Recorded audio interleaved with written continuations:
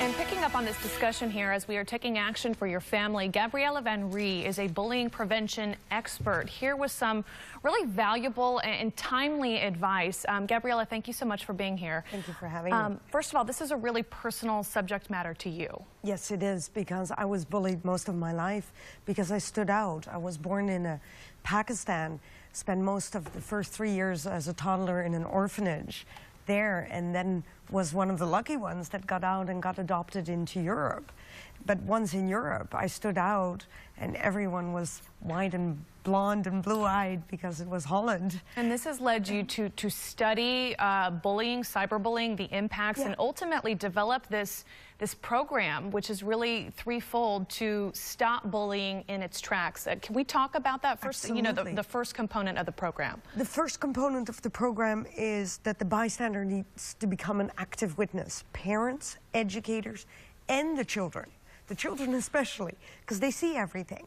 We have to step it up a notch. We cannot be scared. Absolutely. That's the biggest component, is fear. And the second kind of part of your three-step program. The second part is recognizing the signs.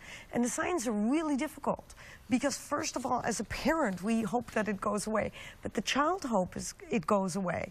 And then we have another phenomena, is that a child comes home and says to the parents, and this is especially for boys, oh, I've been bullied. And then the father often says, toughen it up a little bit. And then the child doesn't talk anymore. Before we go on to the third component, it's right there on your screen too, plan and intervention. But I want to know, what are some of those signs, aside from a child actually coming home and saying, yes, I'm being bullied?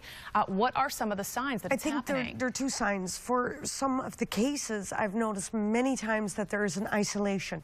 The child used to participate within the structure of the school or extracurricular programs, and then suddenly doesn't. That's one. I also think, and this is really big for the parents, they're more and more on those smartphones, much more than they were before, because they're communicating nonstop, trying to defend themselves. Sure, so kind of you dive into those smartphones and you withdraw from the personal contact. Yes. Let's talk about step 3 too, plan and intervention. You hear even a word like intervention and it sounds scary. How do you approach that? How do you plan an intervention, especially when it deals with children? It is scary, but it's also very, very effective. The problem is always the same. We don't have time, apparently, to do this. But there should be time because we can save lives. Before it escalates between a bully and the victim, the teachers often know who's who. And what happens during this intervention, In the intervention, we, instead of being aggressive, what we often do, and stigmatize the bully and punish, we talk. So we talk in front of the victim. What makes you so sad? What is happening to you as a human being? And you see a total shift in personality because the bully actually says, oh my gosh, someone actually is asking me instead of punishing me. Sure, asking you directly. Gabriella, before I let you go, I need to ask you too, where can people go to learn more about your background in this, your studies in this, and your three-step program? Where should we go? If you go to my website, GabriellaVanRij.com, my number is there. I come and talk to every school, every community center, churches.